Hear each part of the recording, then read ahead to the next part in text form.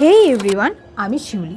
তো দিনটা ছিল 20 তারিখ কালী পুজোর দিন। দুপুরে আমি মার বোন মিলে পুজোটা সেরে নিয়েছিলাম। আর মা রাতে কী শাড়ি পরবে সেটাই আমি আর বোন মিলে একটু দেখে নিচ্ছিলাম। তারপর মা দুপুরে লাঞ্চের জন্য বানিয়েছিল বিরিয়ানি। আর সময়টা তখন ছিল ঠিক এই রকম। আর সন্ধেবেলা 14 প্রদীপ জ্বালবো বলে প্রদীপগুলোকে জ্বালিয়ে নিলাম। আর যেহেতু মা ছিল না, প্যান্ডেলে গিয়েছিল, তাই জন্য আমি আর বোন মিলেই পুজোটা কমপ্লিট করেছিলাম। তারপরে একটু সন্ধেবেলায় একটু প্রসাদগুলো খেয়েছিলাম। সন্ধেবেলায় মানে অনেক রাতেই আমি স্বস্তিকা রায় মিলে বাজি ফাটাচ্ছিলাম, যে ক্লিপগুলো তোমরা এখন দেখতে পাচ্ছ। আর এটা হচ্ছে আমাদের প্যান্ডেলের সামনে, আমরা প্যান্ডেলের সামনে মানে কয়েকটা রাতে এসে ফাটিয়েছিলাম।